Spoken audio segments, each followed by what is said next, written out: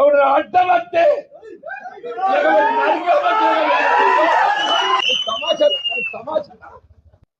టికెట్లు పంచుకుంటానికి ఏదైతుందో ఇది నీ అయ్యే సొత్తు కాదు, అబ్బ సొత్తు కాదు.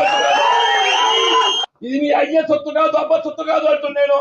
ఇది మా కాంగ్రెస్ కార్యకర్త హక్కు అని చెప్పంటున్నా. కాంగ్రెస్ పార్టీ అంగట్ల సరుకు కాదు అని చెప్పంటున్నాను. రేపు రాబోయే మున్సిపల్ ఎన్నికలు ఒక్కటి కాదు, 50 టార్గెట్ 50 అని చెప్పంటున్నా. ప్రభుత్వ విధానాలు వచ్చినాయి కాబట్టి నేను కాంగ్రెస్ పార్టీలో చూస్తాను. నువ్వెవడివిరా అని చెప్పంటున్నాను. కాంగ్రెస్ పార్టీ అంతర్గత వ్యవహారాలలో జోక్యం చేసుకుంటే మాత్రం సహించేది లేదు అని చెప్పంటున్నా. నిజమైన కాంగ్రెస్ వాది, కాంగ్రెస్ పార్టీ కార్యకర్త వాళ్ళ కొరకే పోరాటం చేస్తా. కానీ సందులు వచ్చేటోళ్ళు, సందులు దూచేటోళ్ళు మాత్రం ఏదైతుందో సహించేది.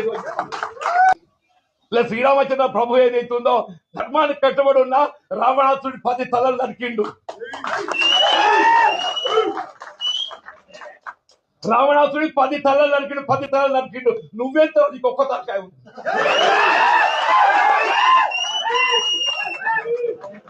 పది తలలు పలిక శ్రీరామచంద్ర ప్రభువు మనకు ఆదర్శం అని చెప్పండి. నువ్వెంత ఒక్క తలకాయ. ప్రజాస్వామ్యం నిలబెట్టడానికి కొరకు, నా కార్యకర్తల హక్కులు నిలబెట్టడానికి కొరకు వాళ్ళు ఏదైతుందో ఆ చివరి క్షణం వరకు నేను పోరాటం చేస్తా. మీ హక్కు నిలబెడతా. పార్టీలో 50 స్థానాలు కైవసం చేసుకోవాలి. కాంగ్రెస్ పార్టీ జెండా ఎగరవేయాలి. అడ్డమంటే